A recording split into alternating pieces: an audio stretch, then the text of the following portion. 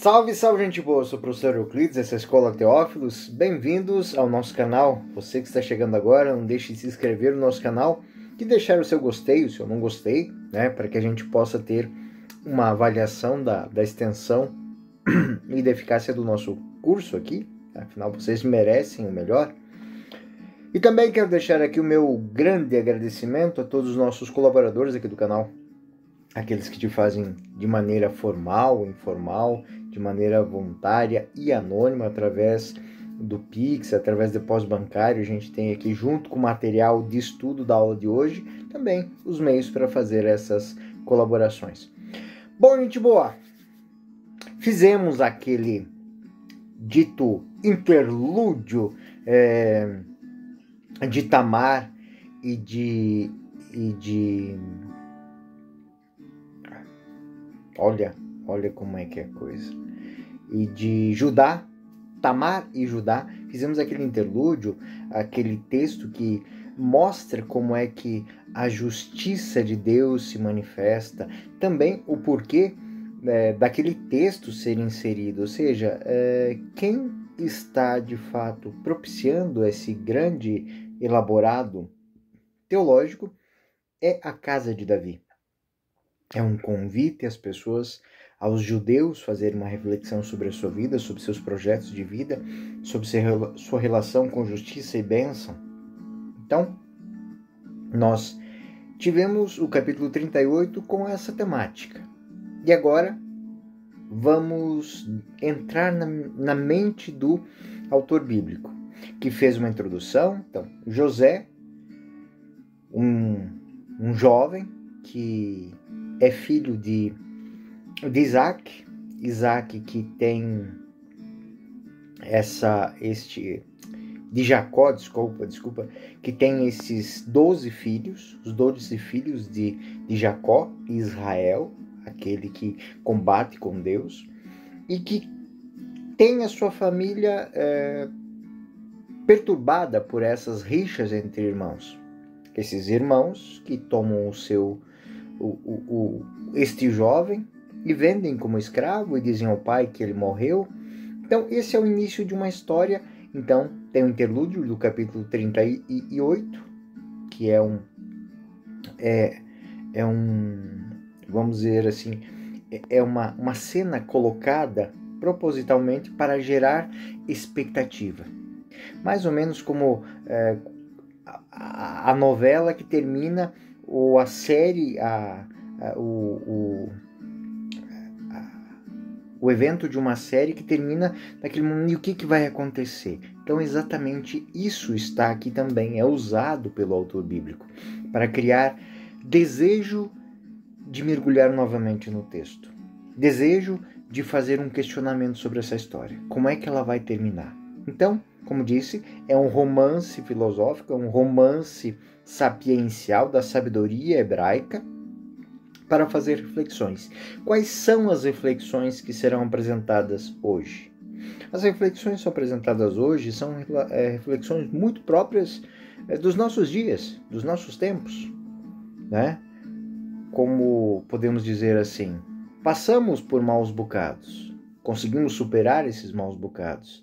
E quando nós pensamos que esses maus bocados eles foram superados, eis que vem uma nova onda de problemas para serem resolvidos. Ou seja, aquilo que diz, todos os dias tem a sua porção de problemas. E nós temos que saber, com a graça, com força, superar esses problemas. E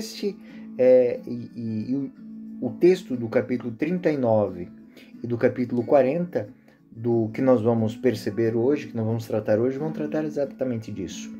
Ou seja, como passar de um estágio a outro, da dificuldade à conquista, e enfrentar as novas dificuldades que vêm com essa conquista.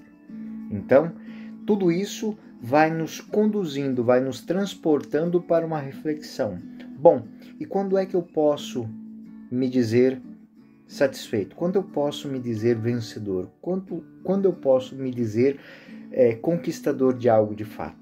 Então, o texto de hoje aponta, leva o o ouvinte dessa história, aquele que reflete sobre essa história, a fazer esses questionamentos. Vamos ao texto.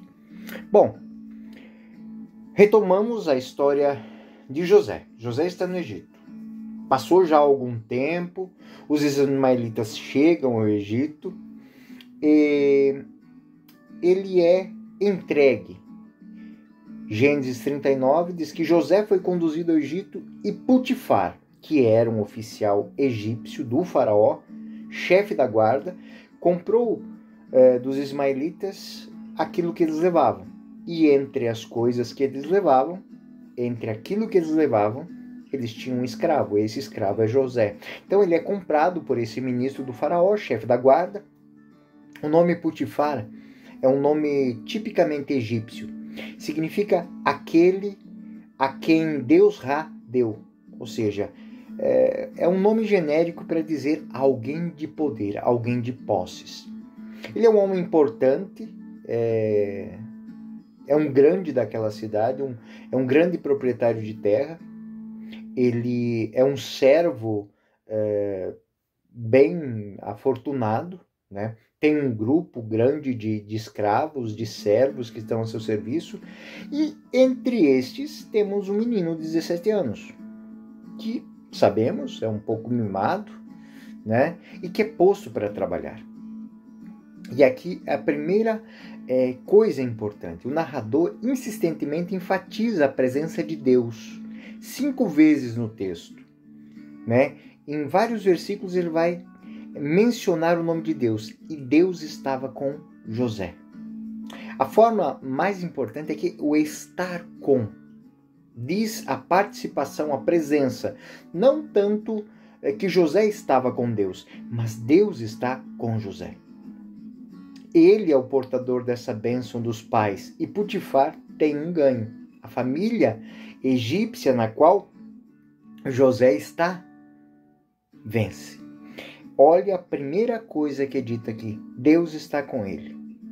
Se lembrarmos do pensamento de José, se lembrarmos dos sonhos de José, até os sonhos que seu próprio pai e sua mãe não compreenderam, que seus irmãos sentiram um sentimento de desavença, de humilhação, mas José havia dito algo que é muito interessante: nós temos a bênção, nós somos portadores da bênção, nós devemos acreditar que nós podemos ser grandes, a bênção está conosco. E um jovem, como é que ele vai dizer isso? Ele é o primeiro de sua família a se dar conta de que é um portador de bênção. É alguém que tem essa bênção, que deve fazer essa bênção frutificar, florescer. Deve ser fiel ao seu Deus. Deve viver a justiça, a sabedoria. Porém, ele é um adolescente. E como é que esse adolescente transportou? Então, um ensinamento que está intercalado nessa história. Não basta você ter a graça, não basta você ter o conhecimento. É necessário que você saiba a quem informar isso e como você vai informar isso, para que isso não gere problemas para você. Então, o primeiro ensinamento que nós temos aqui: José continua com a graça, e os irmãos, depois nós vamos ver, eles expulsaram, eles perderam essa graça porque foram infiéis a Deus. Então, esta lógica é uma lógica muito interessante que o texto apresenta a nós.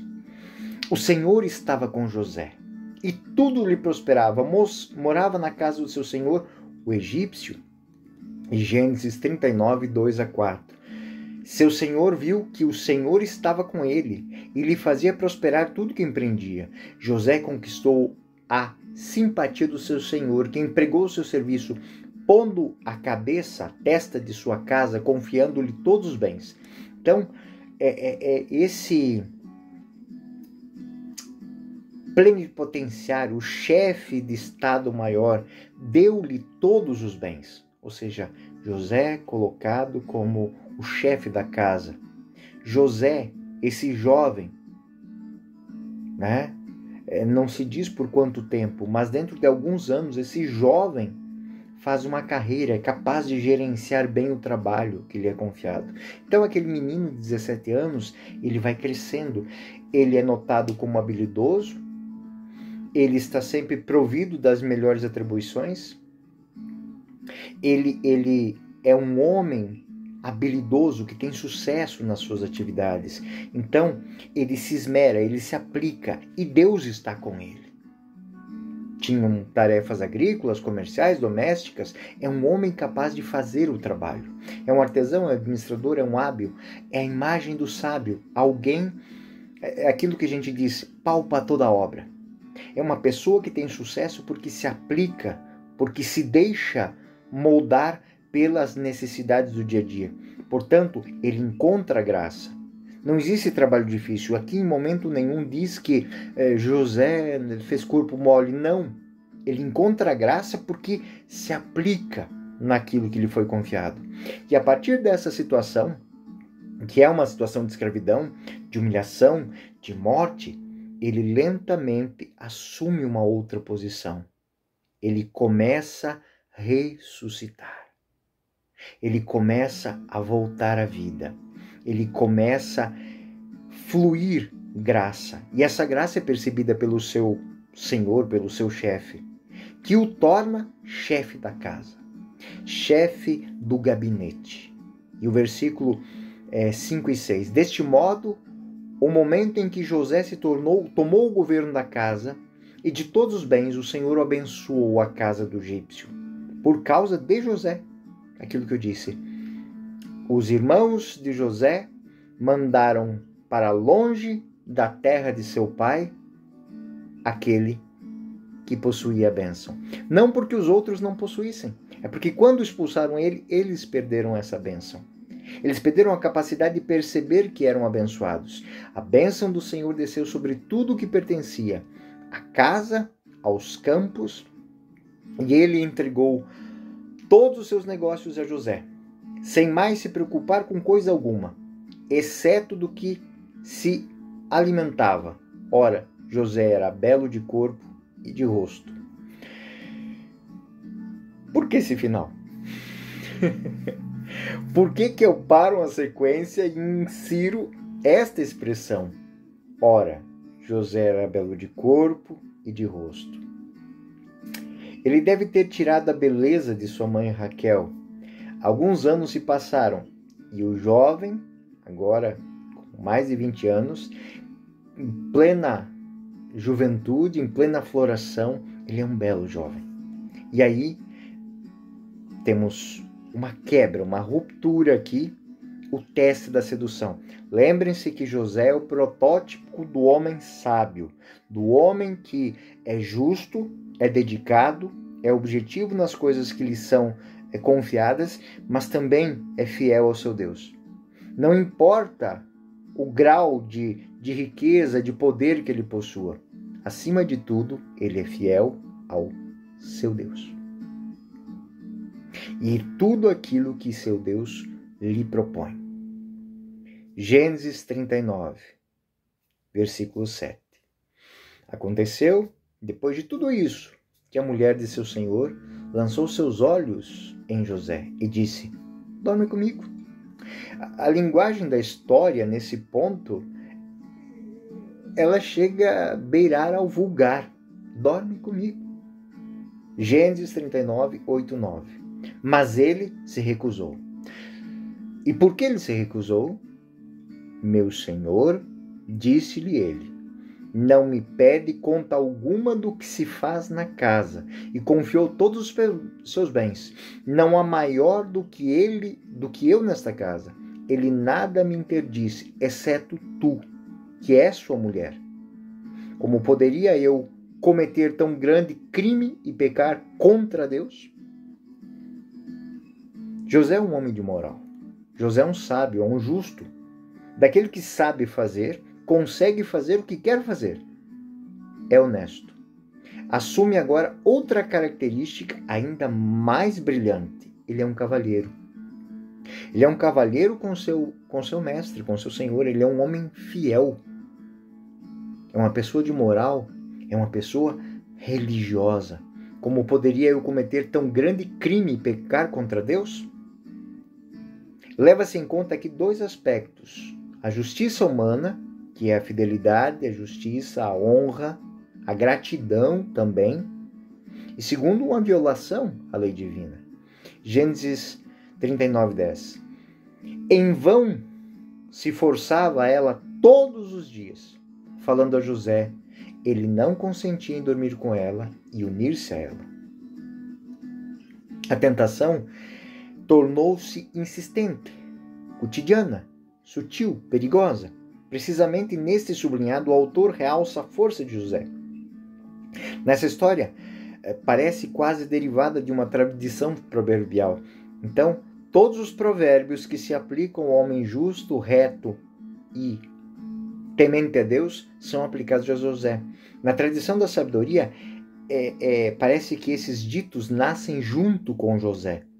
Então, encontramos, por exemplo, no livro dos Provérbios, várias notas, várias fórmulas que vão dizendo: o Senhor não deixa os justos sofram fome, mas decepciona a ganância dos ímpios. As bênçãos do Senhor sobre a cabeça dos justos. A boca dos ímpios esconde abuso. A memória dos justos está na bênção.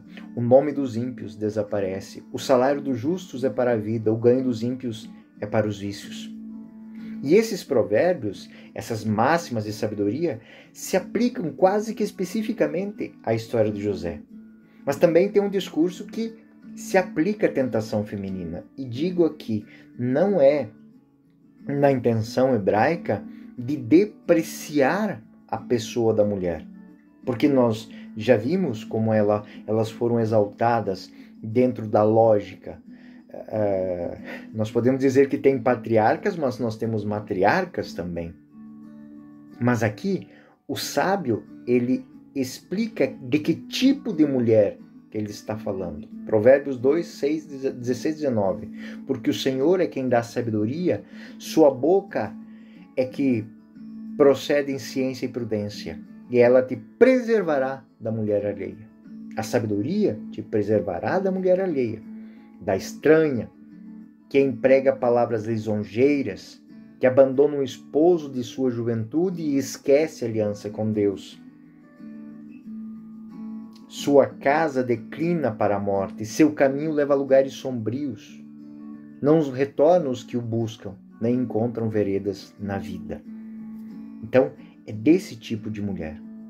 Não é uma questão da mulher, mas do tipo de mulher, da qualidade de mulher. Não é propriamente sobre o ser mulher, mas sobre características que não combinam com a feminilidade, com a mulher. São vícios que existem, mas que não deveriam existir. Então, esse é o contexto. Então, o contexto em que o autor bíblico coloca a sabedoria é que o homem justo deve reconhecer a mulher justa. O homem justo deve saber distanciar-se da mulher ímpia. É claramente um convite, né? Um convite para estar atento, um alerta contra o perigo dessa situação. Então, nós lemos não somente na tradição hebraica, mas já que estamos falando do Egito, texto de autores egípcios sábios daquele tempo, mais ou menos 2400 a.C., um sábio chamado Ptahotep, ele escrevia o seguinte: se você quer ficar quieto em casa, se você entra como um senhor, como um irmão ou como um amigo, não importa como você entra. Cuidado com as mulheres que se aproximam. Um lugar onde isso é feito, onde existe a possibilidade de se aproximar, não pode ser bom. Nunca se pode confiar o suficiente em si para se manter longe disso. 1000 homens se mantiveram longe do que teria sido útil. É um momento curto como um sonho, e a morte é alcançada para conhecê-lo. Ou seja, o autor egípcio, usando palavras poéticas, vai dizer o seguinte: onde quer que você vá, mantenha uma distância respeitosa das mulheres daquela casa. Não por causa delas, mas por causa de você. Porque você nunca pode confiar em você o suficiente para se manter longe disso. Então, se você não pode confiar em você, mantenha-se longe delas. E aí ele usa uma frase que é assim: 1000 homens se mantiveram longe do que teria sido útil. Mas ele lembra que esse útil é um momento, como um sonho. E a paga desse sonho se alcança pela morte. Então, o texto hebraico, novamente reitero isso, o texto hebraico, ele não fala da mulher, mas de um tipo de mulher. De uma mulher ímpia, que não tem, que não se dá valor, que não respeita o Senhor, que não vive essas realidades da sua fidelidade para com Deus, que não respeita a sua dignidade. É desse tipo de mulher que deve se manter à distância. José, ele encara toda essa trama de uma maneira como um homem sábio, que aprendeu a se proteger contra o perigo desse tipo de pessoa, tipo de quem não se dá o respeito. E aí, Gênesis 39, 11 e 12 vai tratar disso. Certo dia, tendo entrado na casa para fazer seus serviços, e não se encontrando ali ninguém da casa, ela segurou pelo manto, dizendo: dorme comigo. Mas José, largando o manto nas suas mãos, fugiu. Isik ave imi, disse ela em hebraico. Em outras palavras, traduzindo: dorme comigo. Mas ele deixa o manto nas suas mãos e foge, e sai. E aqui temos um detalhe. O detalhe que explica esta cena. O detalhe que explica por que esta cena. Se, por um lado, ele é um homem que tem poder, tem capacidade de fazer grandes coisas, por outro lado, ele não pode se esquecer de que ele continua sendo um homem. E como todo homem, e como toda mulher, tem que prestar atenção também àquilo que está fora do nosso controle. Que é o quê? Aquilo que são os nossos próprios atributos da juventude, a beleza, a capacidade de falar, de ser... Essas coisas são nossas. Nós herdamos de nossos pais, nós herdamos de nossas mães, fazem parte da nossa biologia. E que nós temos que prestar atenção. Por quê? Porque tudo isso, se não tivermos a consciência disso, pode nos levar novamente a uma prisão. E é exatamente isso que o texto está dizendo. Observe esse detalhe. O que foi que os irmãos tomaram de José quando venderam ele como escravo? A túnica. E o que essa mulher tomou de José agora? Também a roupa. Tomou a túnica dele. Tomou o seu vestido, o seu manto. Ele fugiu e deixou tudo para trás. Até a roupa. A mesma situação se repetiu dos irmãos, pois aqui também o vestido lhe foi tomado. O vestido significa, dentro da linguagem hebraica, a dignidade. A dignidade lhe foi roubada, antes por ganância, por ciúme, agora por desejo, por luxúria, por raiva. Toda a história será novamente contada. Nessa veste, através da outra, mentira, respeito, tudo isso foi contado. Ela será dada. A outra veste foi tomada, esta foi entregue.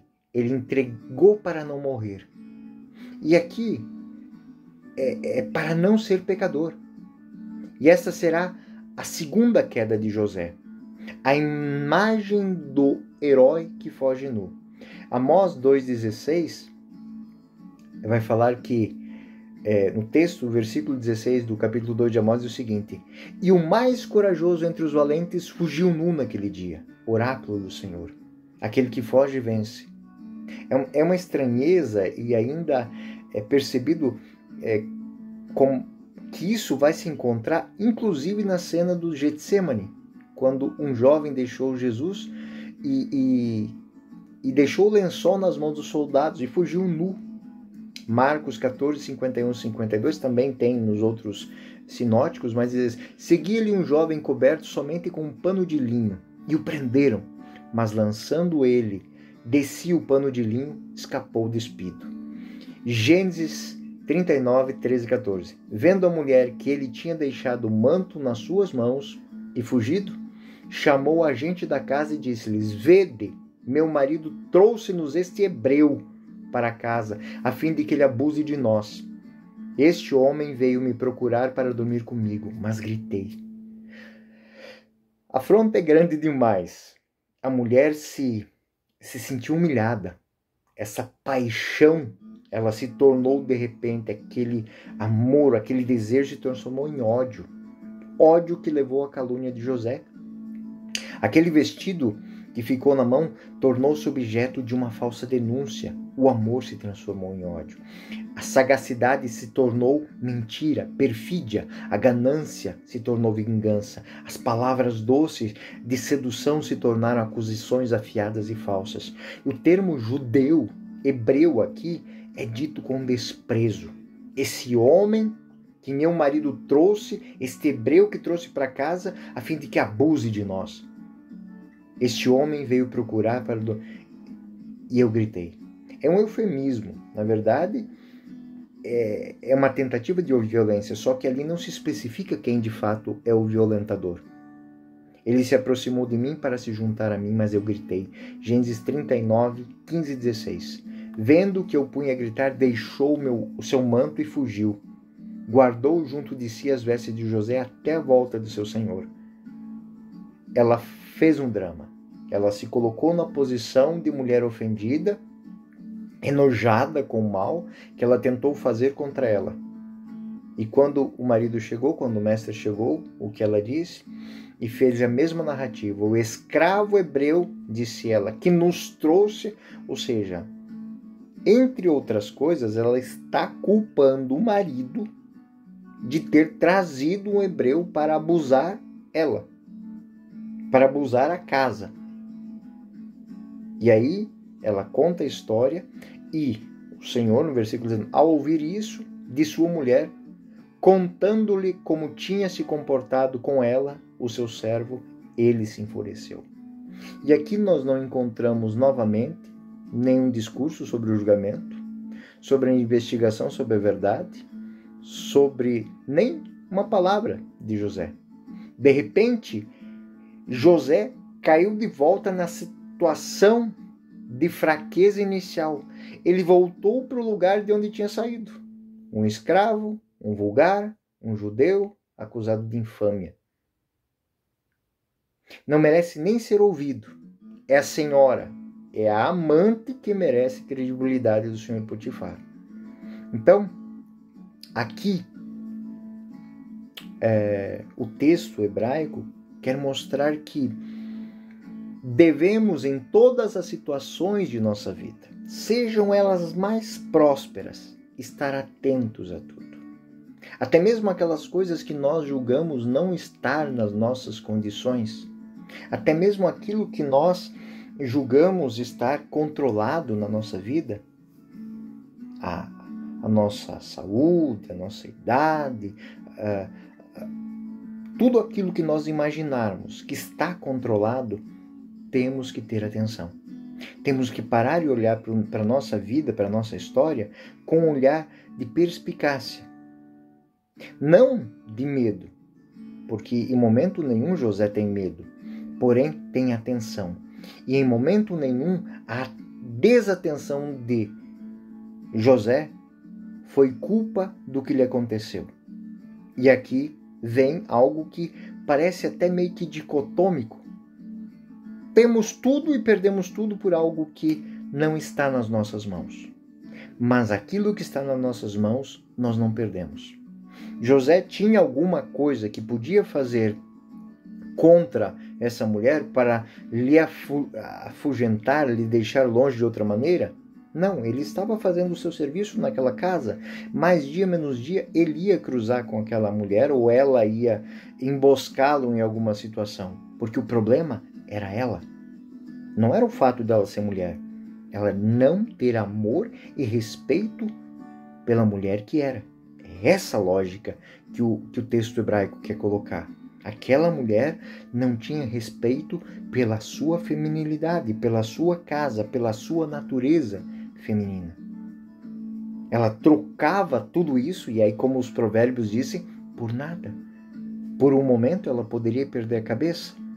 Porque, de certa maneira, o que acontece aqui é que, fugindo, José perde a sua cabeça. Perde o seu cargo, perde a sua... Mas ele não perde a sua dignidade. Essa dignidade que, por mais que ninguém tenha colocado em questão, aquela mulher não tinha. E possivelmente, mais dia menos dia, ela ia se encontrar com o inevitável. Mas isso também não é apresentado no texto, porque não é essa temática. A temática é isso.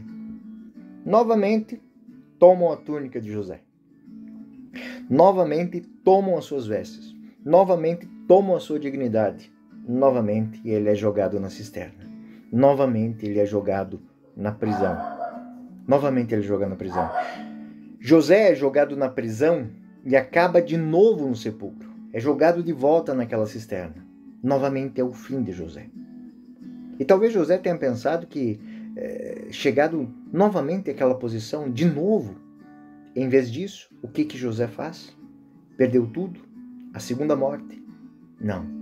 O caminho da purificação. E o narrador vai apresentar exatamente isso. É um questionamento que pode vir na cabeça de todos nós, minha, sua, que você está me escutando agora. Onde está Deus? Onde Deus está nesse silêncio? Ele estava comigo quando tudo estava indo bem. Por que não se faz ouvir agora? Por que não intervém? E aí, pensem, senhores, esse texto foi escrito para jovens sábios que em algum momento de sua vida vão passar por uma situação dessa, e a gente tem dentro da Sagrada Escritura tantas cenas como essas, né? Jovens que são presos, que são perseguidos fazendo bem, né? Nós temos os profetas que vão ser perseguidos falando a verdade, fazendo bem, indicando o caminho. Nós temos homens que serão enviados para o exílio, terão que viver sobre o jugo de outras pessoas. Nós temos lá os 3 jovens, né? No tempo de Nabucodonosor. E toda essa lógica está nesta cena. Ou seja, José é lançado na prisão. Estava junto com os prisioneiros do rei. José encarcerado, versículo 20. E mostra que um versículo ele está na cadeia. Um versículo, no versículo 20 ele está na cadeia. É um pequeno tempo. Por quê? Porque, embora ele tenha perdido tudo, sua túnica tenha sido tirada, mas a bênção não lhe foi tirada porque ele era justo. Provavelmente, Potifar tinha, dentro do próprio palácio, uma prisão, e também fosse responsável dessa prisão. Talvez fosse alguém que gerenciasse esses prisioneiros importantes, as pessoas que foram culpadas de algum crime no tribunal. Então, ele fica na prisão. E aí é interessante, versículo 20, ele está na prisão, José foi encarcerado. Gênesis 39, 21. O Senhor estava com ele. Mostrou-lhe sua bondade e fez com que ele conquistasse a simpatia do chefe da prisão. O nosso autor, ele apresenta, antes de tudo, o modo com que Deus intervém. Não o liberta da tribulação, mas o acompanha na tribulação. Aqui é um pormenor muito interessante, né? Para mostrar que o justo não está isento das dificuldades, mas não é abandonado por Deus nas dificuldades. E isso é algo que o autor hebreu O autor quer deixar muito claro para seus discípulos que, por mais que passemos pelo vale da morte, nós não estamos sozinhos. Aquela canção, né? Quando nos momentos mais difíceis, eu não fugi, eu te carregava no colo, aquela Passos na Areia, aquela canção antiga, é exatamente isso. No momento mais difícil, Deus não foge, Deus caminha conosco, Ele nos carrega, Ele nos conduz. É essa lógica que o autor... E por que faz isso? Porque no momento de fartura, eu não me esqueci dele. Olha o que José poderia ter pensado. Bom, eu tenho tudo, eu tenho a casa, por que não ter a esposa? Não, a esposa é do meu Senhor. Eu tenho tudo o que é dele sob minhas mãos. Mas aquilo que é dele, é dele. Aquilo que ele deu para mim governar, eu vou governar. Mas aquilo que não é meu, não é meu. É uma fidelidade para com os homens e é uma expressão da sua fidelidade para com Deus. Guardem bem isso. É uma expressão da fidelidade do homem e é uma expressão da fidelidade para com Deus. Esse é o caminho que José optou. É necessário de alguma forma, portanto, para mostrar que Deus não abandona. Ele desceu à prisão e Deus o seguiu na prisão. E na prisão ele vai demonstrar a graça. De alguma forma, a vida de José, ela é bem sucedida. Até mesmo na prisão, ele tem sucesso novamente. Porque ele conseguiu uma boa posição na prisão. O autor mostra o personagem como um modelo positivo. Modelo positivo de que maneira agora para os discípulos? Mesmo na tribulação, se mantenha fiel àquilo que você é e àquilo que você sabe fazer e àquilo que você acredita. Porque neste momento, tudo estará corroborando para que você alcance sucesso. Não importa onde você está, até na prisão. Ao invés de cometer o mal, né, você está disposto a se arruinar e a deixar-se arruinar para não trair as suas convicções, para não trair os seus ideais, para não trair a sua história, para não trair o seu Deus. Deus não abandona José porque ele foi coerente. José é justo, é honesto. E por fim, essa honestidade é que faz com que ele seja arruinado. Se ele tivesse sido esperto, se tivesse se adaptado à mentalidade daquele tempo, daquela mulher, se ele tivesse compactuado com os desejos dela, ele estaria bem. Só que teria perdido tudo.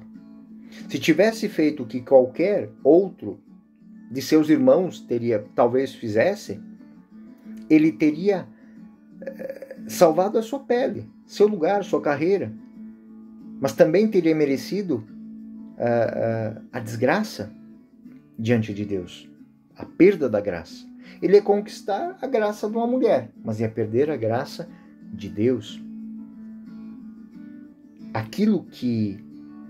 O que dizia São Paulo, quando sou fraco, aí que sou forte. Então, na fraqueza se manifestou a força de José. E o narrador mostra que aquilo que é tolice para os homens é sinal de sabedoria para Deus. E aí, todas as palavras proverbiais que acabamos de citar se aplicam a José. O nosso narrador apresenta um sábio, não um estúpido. É um modelo positivo. É aquele que enfrenta a morte, enfrenta a prisão, o desastre, para não ir contra a lei de Deus. É precisamente neste apego ao Senhor que José vence, que José conquista suas batalhas. Gênesis 39, 22, 23. Este confiou a José todos os presos, e ali se encontravam e nada se faziam sem a sua ordem. O chefe da prisão não fiscalizava nada. A mesma coisa que Potifar fazia, o chefe da prisão passa a fazer. Então, aqui o autor está dizendo, não importa se você é grande com os grandes ou se você é grande entre os pequenos, você é grande. Não existe pequenos trabalhos. Existe gente pequena trabalhando. Não existe grandes trabalhos, existe gente grande trabalhando. Essa é a lógica do autor hebreu, que vai dizer para seus discípulos que numa conclusão muito simples, o que te faz grande é ser fiel àquilo que você é, às suas convicções, à sua fé, à sua história. Essa a lógica. José saiu de casa com um grande sonho e este sonho o acompanha.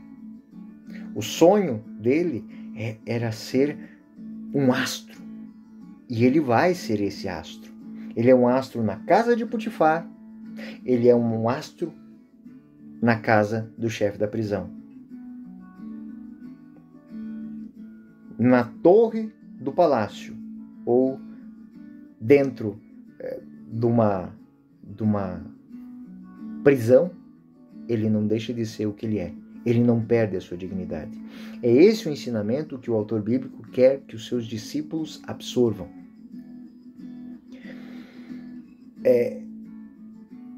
Existe aqui uma inclusão. O capítulo começou assim e termina com o mesmo tema. O Senhor fez com que José se tornasse bem-sucedido entre os grandes e entre os mínimos. Mas ele está na prisão. Como é que pode ser sucesso isso? Como isso pode ser sinal de sucesso?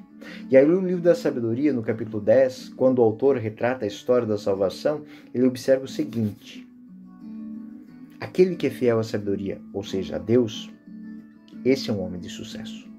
Sabedorias 10, 13 e 15. Ela, a sabedoria, não abandona o justo vencido, mas o preserva do pecado. Desceu com ele à prisão, não abandonou nas cadeias, até que lhe trouxe o cetro do reino e o poder sobre os que tinham oprimido. Revelou-lhe a mentira aos seus acusadores e conferiu-lhe glória eterna. 15. Foi ela, a sabedoria, que livrou das nações que tiranizavam o povo santo e a raça irrepreensível. E aqui nós estamos nos encaminhando para o ápice desses dois capítulos.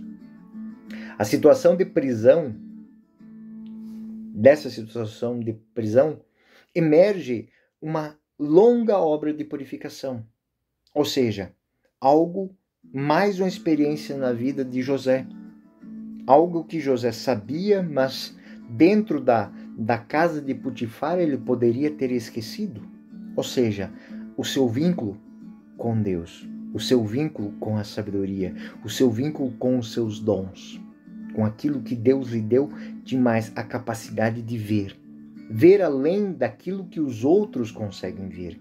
É outro ensinamento aos discípulos de Israel, aos discípulos desse mestre que escreve. Aquilo que lhe foi dado. Muitas vezes você pode ter uma profissão e ser bom naquela profissão, mas quais são suas aptidões específicas? Quais são os seus dons específicos? Aquilo que só você possui. Vamos imaginar, você está numa empresa e nessa empresa você faz um trabalho que 200, 1.000, 500 mil pessoas fazem o mesmo serviço que você faz. Mas qual o seu diferencial? Naquele trabalho, o que só você tem aptidão para fazer? Aquilo que lhe é peculiar. Aquilo que é o teu dom. E aí nós vamos entrar na carreira na prisão. Além de administrar a prisão, além de coordenar o andamento e o seu senhor nem se preocupar, deixa tudo nas suas mãos. Ou seja, alguém que está preso e não é preso. Alguém que está na cadeia, mas gerencia a prisão. Gerencia a sua própria prisão. Por quê? Porque a sua dignidade não é dignidade de preso. Por quê? Porque ele está acima daquilo ali. José, na prisão, ele está numa situação de morte. Mas para além dessa situação que é estática, que parece com que ele está bloqueado, que ele está fazendo algo que ele não gosta, porque não deve ser muito fácil você ter que gerenciar uma prisão. Quantos de nós fazemos trabalhos que não gostamos? Fazemos porque paga nosso salário. Talvez muitos que estão aí me ouvindo já tenham que pensado nisso. Poxa, eu faço isso aqui porque eu tenho que ganhar o meu pão, mas não é a minha. E aí é o que o texto vai apresentar. É o que o texto vai colocar. Por mais que você não seja reconhecido nas suas aptidões, nos seus dons, não se esqueça deles. Eles te serão úteis e serão necessários um dia. E o narrador, ele conta em grande detalhe uma história que vai acontecer na prisão. E por que ele faz isso? Para que se entenda o que disso vai sair. Ou seja, José é um bom administrador. Ele é um bom administrador ao ponto de novamente estar à frente de um projeto. Mas qual é o dom de José? Aquilo que só José possui. E aí vem a história. Gênesis 41. Depois disso aconteceu que o copeiro e o padeiro do rei do Egito ofenderam ao seu senhor. Não é simplesmente o padeiro e o copeiro. São dois títulos honorários dados a ministros, portanto grandes oficiais da corte. Provavelmente um superintendente de provisões ou vinhos. Dois personagens de grande importância social que caíram em desgraça. Por quê? O texto não conta. Mas Gênesis 42:4 diz que o faraó, encolerizado com eles, contra esses dois oficiais, o copeiro mor e o padeiro mor, mandou encarcerar na casa do chefe da guarda, na prisão onde José estava detido. O chefe da guarda associou-lhes a José para o servir. Havia já certo tempo que estavam detidos. José não é mestre da prisão, é simplesmente prisioneiro bem visto pelo diretor da prisão. Portanto, ele está destinado a servir-se esses homens como ministros detidos, para o julgamento. Gênesis 45. Quando os dois prisioneiros, o copeiro e o padeiro do rei do Egito, tiveram um sonho na mesma noite, cada um com o seu sentido particular. O narrador sabe o que aconteceu na cabeça dos dois.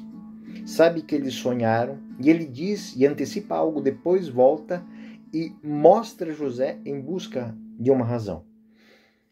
Gênesis 46:7. Quando José voltou junto deles no dia seguinte, pela manhã, viu que estavam tristes. Perguntou aos oficiais do faraó detidos com ele na casa de seu senhor: por que tendes hoje um ar sombrio? Esse sombreado é importante. O sonho precisa ser interpretado. Não há ninguém capaz de interpretar. E esses dois homens estão numa situação de fraqueza, de incapacidade, portanto, de tristeza. Eles estão com seus espíritos sombrios. Por quê? Porque eles não têm luz sobre aquilo que os incomoda. Eles estão à sombra. José disse-lhes: tivemos um sonho, responderam.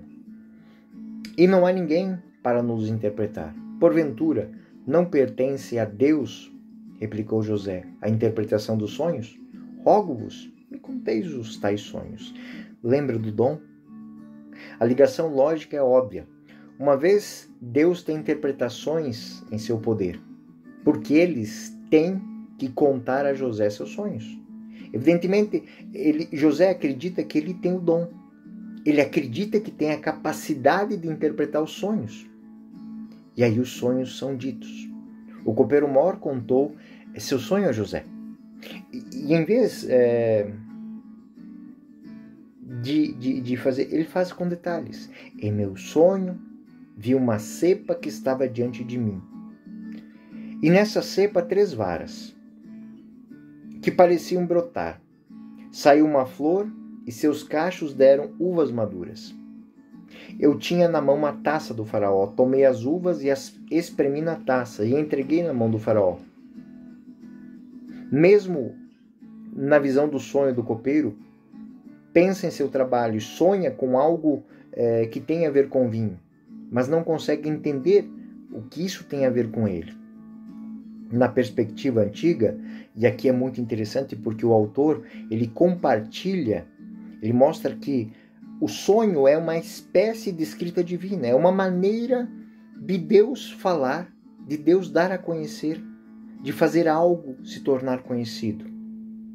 Mas para poder entender isso é preciso daquilo que eu falei, do dom especial, do dom específico.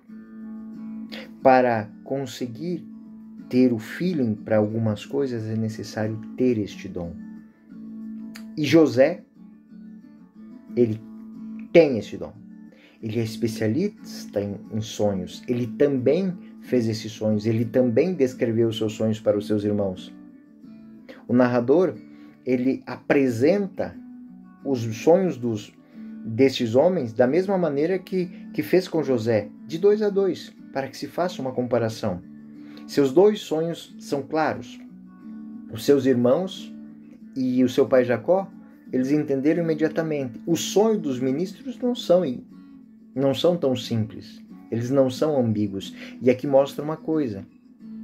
Esses homens que não têm a bênção não conseguem ver a realidade, não conseguem entender a realidade, não conseguem entender os seus sonhos. E eles precisam de alguém que tenha esse feeling, essa bênção, este dom. José falou os seus sonhos a seu pai e seus irmãos e eles entenderam na hora. Por quê? Porque eles tinham a mesma capacidade que José tinha. Só que eles não se deram conta disso. Para eles era óbvio, para esses homens não é. Para Jacó e os irmãos, o sonho que José contou, por quê? Porque era a maneira que Deus falava também com eles, como falava com José. Aqui não. Aqui estes homens não têm esse feeling, não têm essa sensibilidade. É José que vai dar a eles conhecer aquilo que o sonho está dizendo, mas com que eles não conseguem ler naquele sonho. José disse: eis o significado do teu sonho. Primeiro sonho. As 3 varas são 3 dias. Dentro de 3 dias o faraó te reabilitará em suas funções. Apresentarás ao faraó uma sua taça, como fazias antes, quando eras seu copeiro. A expressão levantar, reabilitar, levantar a tua cabeça é ambígua, porque pode ser um significado positivo e um significado negativo. Esse réu, reapresentar ao faraó de cabeça baixa, é uma atitude de humildade, de quem pede uma graça. E então o faraó levantará a cabeça com a mão, com um sinal que lhe concede uma graça, que absolve, que perdoa. Mas, por outro lado, também pode ser um significado negativo, porque levantar a cabeça significa enforcar, pendurar.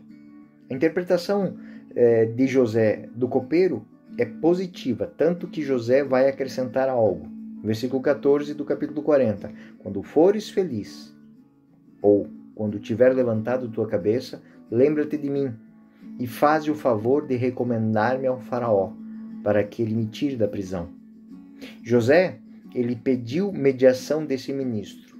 Lembre-se de mim, lembrai-vos de que eu estive contigo. E essa é uma expressão geralmente atribuída a Deus, né? Lembra que eu sou o teu Deus, tu és o meu povo. Deus é quem interpretou o sonho. Aqui, José está desempenhando o papel, né, divino para com seus companheiros. Ele está sendo o interlocutor entre Deus que fala e os homens que perguntam. Ele está fazendo um papel de ministro. Então, se ele é ministro de Deus para aqueles homens, que eles sejam ministros do homem diante do faraó. Ele ajuda e ele pede essa lembrança. Ele pede que eles intercedam e acrescenta uma pequena história de sua vida para que seja lembrado depois, que é uma maneira de resumir aquilo que nós já sabemos da história de José. Gênesis 40:15 é a biografia. Porque por um rapto fui tirado de minha terra, da terra dos hebreus, e aqui igualmente eu nada fiz para merecer a prisão. Então, e a prova de que ele é inocente é exatamente esta. Ele está fazendo a obra de Deus ali. É a primeira vez que José diz algo sobre si mesmo. Em momento nenhum ele nunca reclamou, ele não foi reclamar com Potifar, ele não reclamou com seus irmãos em momento nenhum. Agora ele está se colocando diante de um advogado. É muito interessante porque isso tudo será depois ferramenta de reflexões deste autor para com seus discípulos. Gênesis 40:16. O padeiro Mor, vendo que José tinha dado boa interpretação, disse: Eu também, em meu sonho, levava sobre a cabeça 3 cestas de pão.